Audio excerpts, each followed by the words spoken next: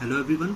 Last video या last lecture में हम टोटल हम पढ़ चुके हैं टर्मिनेशन पॉइंट एंगल ऑफ सिम्टॉट तक। ठीक है, नेक्स्ट अब हम अगले पॉइंट की बात कर रहे हैं, डिपार्चर एंगल। देखो, इसकी ज़रूरत आपको हर जगह नहीं पड़ेगी। डिपार्चर एंगल की हर जगह आपको ज़रूरत नहीं पड़ेगी, हर क्वेश्चन में आपको ये निकालने की ज़रूरत नहीं है। कब निकालने की ज़रूरत है पहले तो मैं आपको वो बता रहा हूँ। ठीक है, थीटा डी इसे बोलते हैं, डी फॉर डिपार्चर। ठीक है, D subscript for the departure and theta is the angle. तो थीटा डी डिपार्चर एंगल जो होता है ये कब निकाला जाता है? ये सिर्फ तब निकाला जाएगा जबकि सिस्टम में कॉम्प्लेक्स ओपन लूप के पोल हों। कॉम्प्लेक्स ओपन लूप के पोल हों। Just 1 second.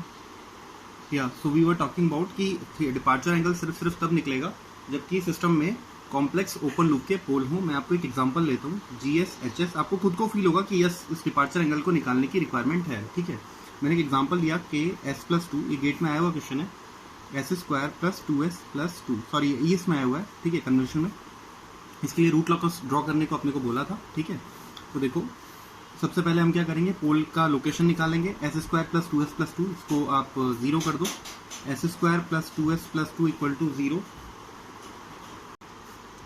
इसको हमने 0 किया, यहाँ से हमने पोल की लोकेशन निकाली। तो पोल की लोकेशन इसको सॉल्व करोगे तो आपके पास आ जाएगी -1 + -j1। ओके, देखो कुछ स्टूडेंट होते हैं जो ऐसे केसेस में पूरी क्वाड्रेटिक सॉल्व करने बैठ जाते हैं। सॉरी, ये यहाँ पे कुछ स्टूडेंट्स होते हैं जो ऐसे केसेस में पूरी क्वाड्रेटिक सॉल्व करने बैठ जाते हैं कि इसको पूरा अपन ने पुट किया। आप मत किया करो। देखो, कभी कभी थोड़ा दिमाग लगाओ।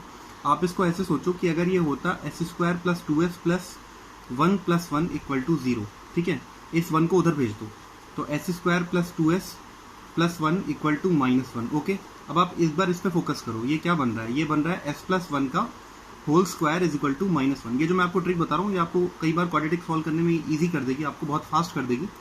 ये हो गया S+1 का होल स्क्वायर। A + B के होल स्क्वायर से ओपन होगा तो होता तो यही देता। अब देखो, अगर जब ये स्क्वायर हटेगा यहाँ से तो इधर रूट आएगा, तो इधर हो जाएगा S+1 = ±√(-1), जो कि आप याद करो क्या होता है, ये होता है ± आयोटा। अच्छा, अब इस क्या आ गया, S+1 = ± आयोटा। तो अब इस 1 को उधर सेंड करेंगे अपन राइट साइड में, तो आ जाएगा -1 ± आयोटा। देखो आ गया। एक होता आप क्या, आप वो श्रीधराचार्य जो फॉर्मूला होता है -b +- आप वो लगाते, तो उतना लंबा अपने को करने की जरूरत नहीं होती। ठीक है, ये आपको एक बार शुरू में लगा होगा कि यार ये लेंदी प्रोसेस है। देखो मैं आपको एक और बताता हूँ। S² + 4S + 13, ये एक फेमस क्वेश्चन है काफी रूट लॉकस का, जिसके लिए ये पोल की लोकेशन दी हुई होती है। सपोज ये अभी तो आप ये मान के चलो ये क्वाड्रेटिक है। ठीक है, ये क्वाड्रेटिक है, इसके मुझे रूट निकालना है। तो देखो आपके दिमाग में आना चाहिए, यहाँ पे क्या लिखा हुआ है, S² + 2S। Okay, 2S generally अपन क्या कहते हैं, A + B का होल स्क्वायर। तो यहाँ पे क्या होता है, A² + B² प्लस आपका कितना हो जाता है, A + 2AB, यही होता है।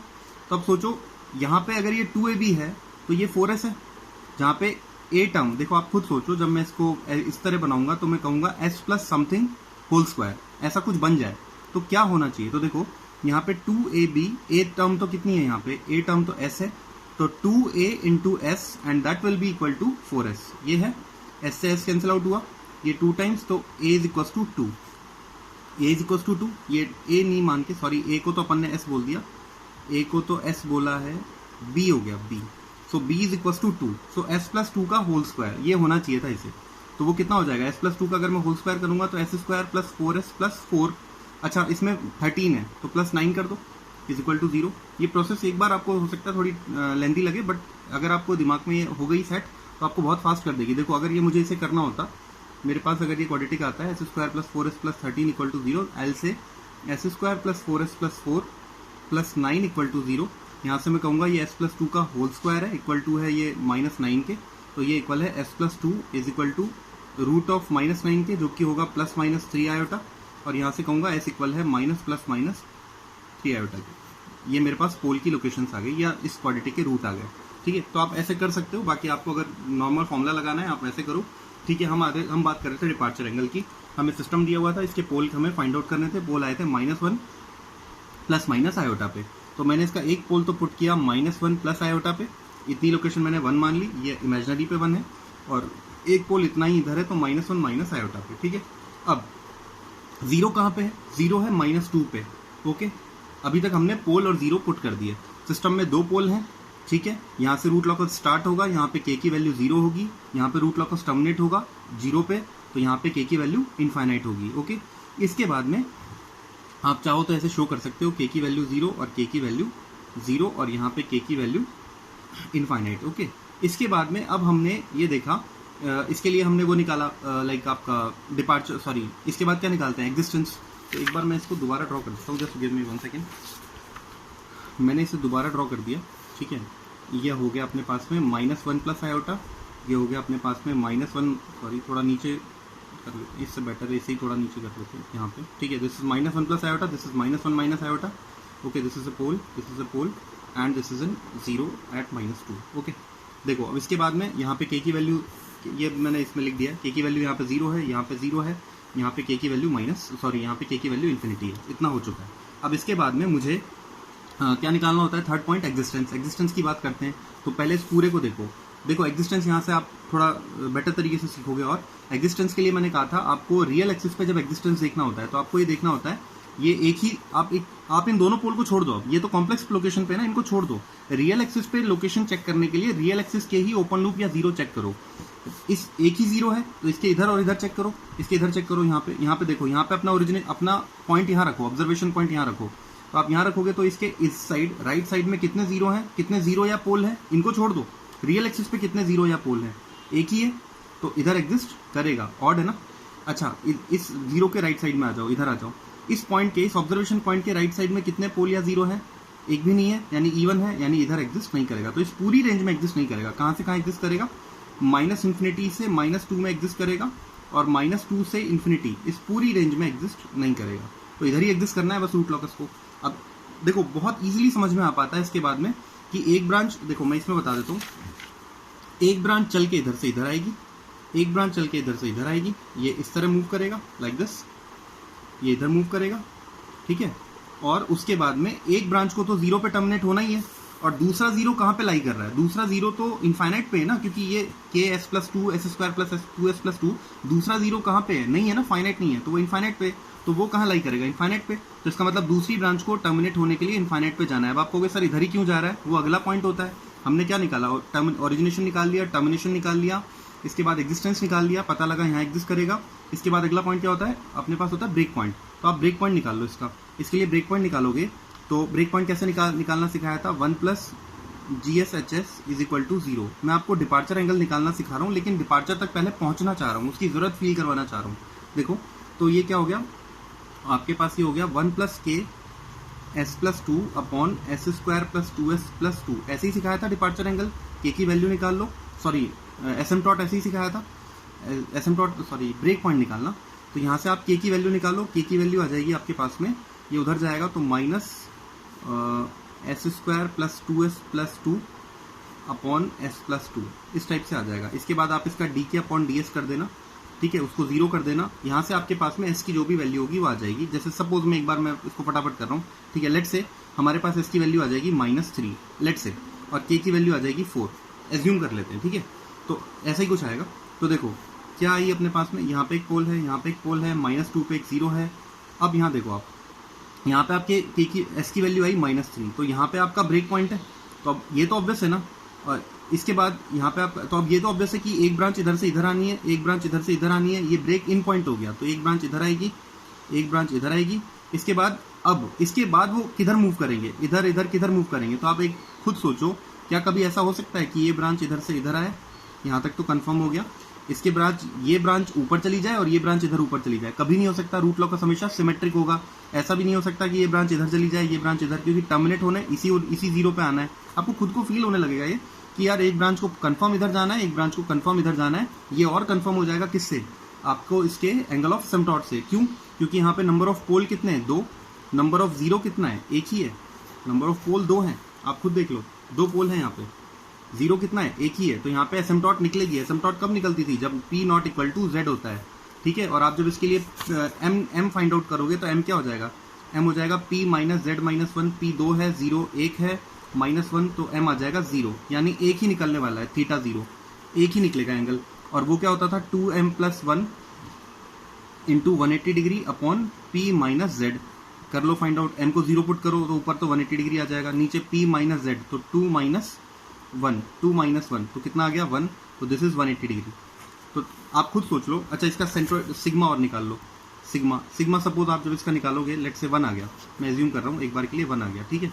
तो 1 आप यहाँ पकड़ लो, इससे आप क्या कर लो, 180 डिग्री का एंगल बनाओ, दिस वन 180 डिग्री का एंगल, तो ये 180 डिग्री का एंगल, तो ये डैश डैश डैश डैश ये जो लाइन आ रही है दिस वन, यही तो है इसकी एसिम्पटोट। तो आप इसीलिए तो क्या हो रहा है, एक ब्रांच इधर आ रही है और जिस ब्रांच को इनफाइनाइट पे जाके टर्मिनेट होना है वो किधर टर्मिनेट हो रही है, इधर 180 डिग्री को फॉलो करते हुए, इस एसिम्पटोट को डैश डैश को फॉलो करते हुए इधर फाइनली जाके माइनस इन्फिनिटी पे टर्मिनेट हो जाएगी। और एक ब्रांच को तो 0 पे टर्मिनेट होना ही था, तो एक ब्रांच इधर आ गई।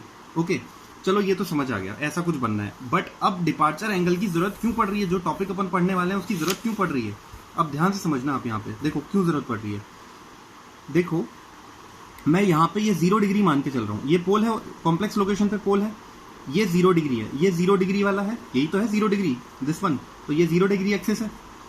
यहाँ से जब ये निकली, ये जब ये पोल निकला है, ये सॉरी जब ये रूट लॉकस की ब्रांच निकली है तो कितना एंगल बना के निकली है, लेट से 120 डिग्री एंगल बना के निकली है ऐसे, ठीक है। तो ये 120 डिग्री एंगल बना के यहाँ से निकली है। तो जरूरी थोड़ी है कि ये यहाँ से, आपको जब बोला कि रूट लॉकस को इस पॉइंट पे आके मिलना है, यहाँ पे इस ब्रेक पॉइंट पे, तो ये ऐसे और ऐसे आ गया, जरूरी है कि ऐसे ही आएगा, ऐसे भी तो आ सकता है, ऐसे भी तो आ सकता था, ये ऐसे रियल सिमेट्रिक होता है तो ऐसे भी आ सकता था, और कैसे कैसे आ सकता था। सपोज अगर मैं बात करूं तो एक पोल यहाँ पे, एक पोल यहाँ पे, ऐसे भी आ सकता है लाइक दिस, ठीक है, ऐसे भी आ सकता है, ऐसे भी आ सकता था, बहुत शार्प मतलब बहुत शार्प एंगल पे निकलता। जैसे सपोज करो ये एंगल कितना होता, लेट से ये एंगल हो जाता आपका 220 डिग्री, तो 180 और उसमें आप और 40 डिग्री ऐड कर दो, तो सपोज ऐसे निकलता, तो ये होता 220 डिग्री पे, ये वाला कितना हो जाता, उसी का उल्टा, जस्ट उसका उतना ही नेगेटिव, तो माइनस 220 डिग्री पे। तो हमें क्या करना होता है एक्चुअली, ये हुआ डिपार्चर एंगल, कि जब आपका रूट लॉकस यहाँ से डिपार्ट हुआ, रूट लॉकस कहाँ से स्टार्ट होता है, ओपन लूप के पोल से, तो जब यहाँ से ये डिपार्ट हुआ, जब ये यहाँ से निकलने लगा, तो किस एंगल से डिपार्ट हुआ, किस एंगल से डिपार्चर लिया इसने, वही है एंगल ऑफ डिपार्चर। तो अब आप खुद सोचो, जब आपका पोल कॉम्प्लेक्स लोकेशन पे होंगे तभी तो जरूरत पड़ रही है।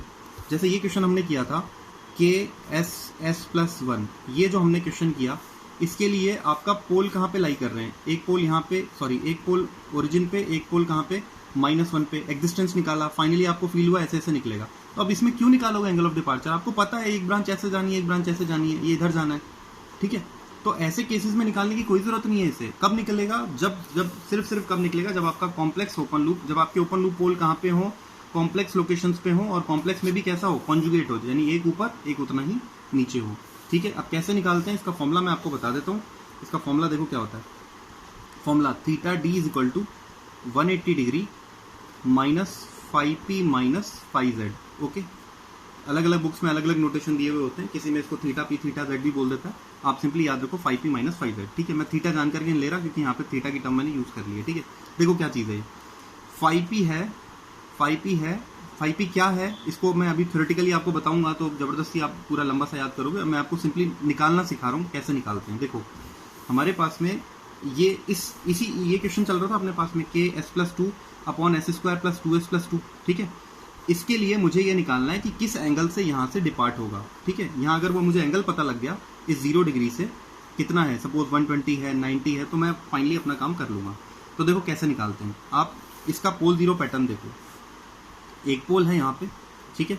ये पोल कितना इधर है, -1, कितना ऊपर है 1, तो ये पोल की लोकेशन थी -1 प्लस J1।